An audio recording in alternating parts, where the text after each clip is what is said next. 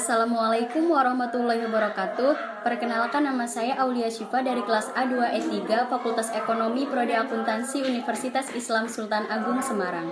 Di video kali ini saya akan menjelaskan mengenai account receivable atau yang biasa kita sebut dengan istilah piutang.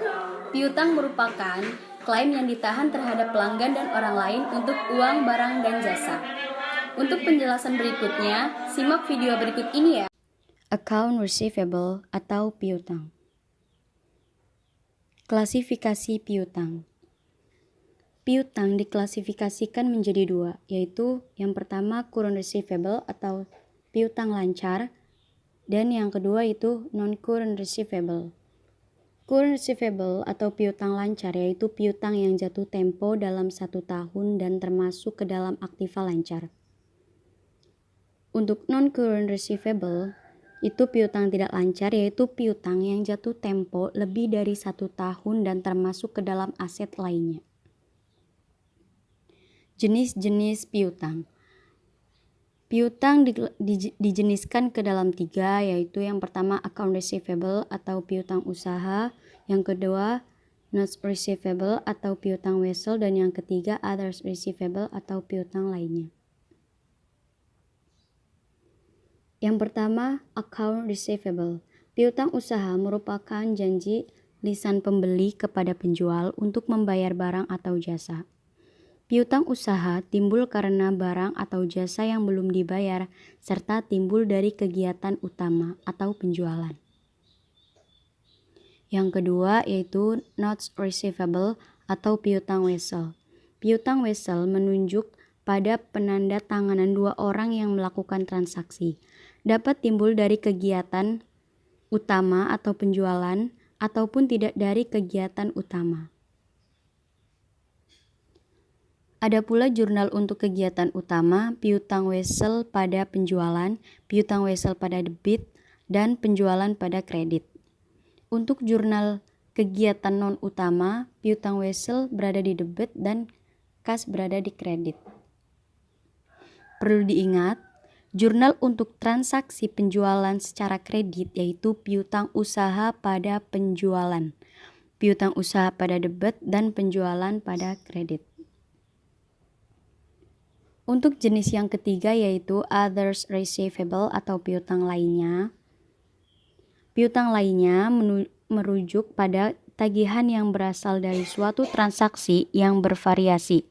Contoh, memberi pinjaman kepada orang lain. Pengakuan piutang. Pengakuan piutang usaha adalah nilai tukar antara dua pihak. Harga pertukaran adalah jumlah yang harus dibayar dari debitur atau pelanggan atau peminjam. Kapan piutang diakui? Yaitu saat transaksi penjualan kredit.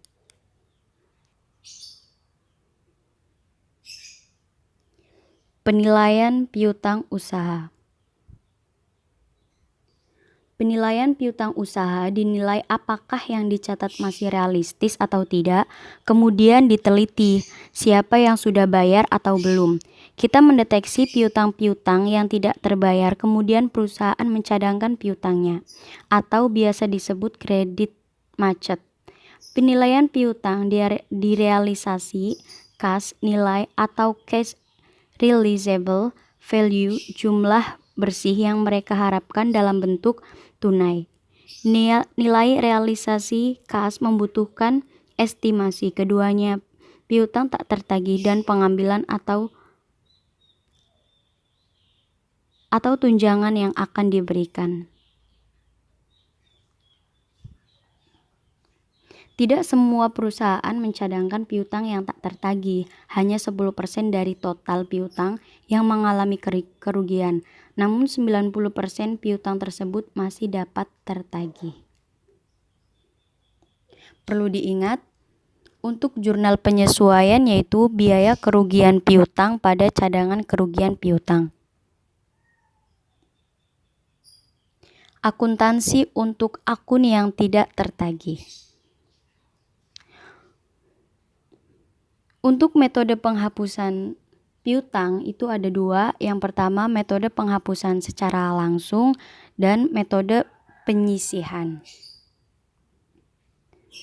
Metode penghapusan secara langsung dapat digunakan oleh standar akuntansi keuangan untuk entitas tanpa akuntabilitas publik atau SAK-ETAP. Pencatatan ini saat debiturnya bangkrut. Jurnal yang digunakan yaitu beban kerugian piutang pada debit dan piutang usaha pada kredit. Untuk metode yang kedua yaitu metode penyisihan. Metode penyisihan digunakan oleh entitas tanpa akuntabilitas publik atau ETAP, namun yang menggunakan ETAP ini tidak dapat melakukan jual beli saham di bursa efek. Jurnal yang digunakan yaitu jurnal juga ada dua ya teman-teman, untuk mencatat piutang yang perkiraan tidak tertagih dan untuk mencatat yang benar tidak tertagih. Yang untuk mencatat piutang yang perkiraan tidak tertagih, jurnalnya beban kerugian piutang pada cadangan kerugian piutang. Dan yang untuk mencatat yang benar tidak tertagih yaitu cadangan kerugian piutang dan piutang usaha. Contoh soal piutang. Jika kalian menemukan soal yang seperti ini, saldo akun buku besar sebelum penyesuaian. Bisa dilihat ya teman-teman. Bisa dicatat juga agar nantinya kalian bisa mengerjakan ke langkah selanjutnya. Nah, berikut ini pertanyaannya. Pertanyaan yang pertama, jika CKP ditaksir 4% dari penjualan, buatlah jurnal pencadangan CKP dan tentukan saldo CKP setelah penyesuaian. Soal yang kedua, jika CKP ditaksir 6% dari saldo piutang, buatlah jurnal pencadangan CKP dan tentukan saldo CKP setelah penyesuaian. Berikut pembahasannya. Untuk yang pertama, kalian harus menentukan penjualan bersih, yaitu rumusnya penjualan dikurangi potongan penjualan dan beban angkut penjualan. 35 juta dikurangi 10 juta ditambah 5 juta hasilnya 30 juta. Setelah itu menentukan CKP 4% dari penjualan bersih, yaitu 30 juta dikali 4% hasilnya Rp1.200.000. Untuk saldo CKP, sebelumnya kita buat dulu jurnal pencadangan CKP-nya, yaitu biaya kerugian piutang pada debit Rp1.200.000 dan CKP pada kredit Rp1.200.000. Untuk saldo CKP setelah penyesuaian yaitu rumusnya saldo CKP awal ditambah saldo CKP di jurnal penyesuaian yang Rp1.200.000 ini, sehingga Rp1.500.000 ditambah Rp1.200.000 hasilnya Rp2.700.000. Rp2.700.000 ini merupakan saldo CKP akhir.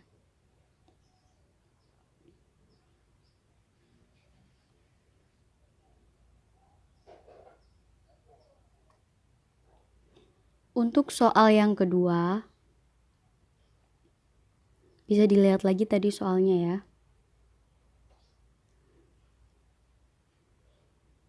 CKP 6%, buatlah jurnal pencadangan CKP dan tentukan saldo CKP setelah penyesuaian dari saldo piutang. Yang pertama, kalian harus menentukan CKP bersih. Caranya, piutang dikali 6% dikurangi CKP awal. Hasilnya Rp4.500.000. Untuk jurnal pencadangan CKP-nya yaitu biaya kerugian piutang pada CKP. Jadi biaya kerugian piutang berada di sebelah debit dan CKP berada di sebelah kredit. Untuk saldo CKP setelah penyesuaian yaitu Rp4.500.000, dan untuk saldo CKP yang ditaksir 6% hasilnya 1.500.000 dikali 6% hasilnya Rp90.000. Rp90.000 harus dikurangkan dengan saldo awal CKP yaitu Rp1.500.000 ya. Hal ini dikarenakan piutang merupakan akun real. Apabila tidak dikurangkan maka akan menambah saldo CKP pada periode sebelumnya. Semakin banyak yang menunggak, maka semakin banyak kerugian piutang.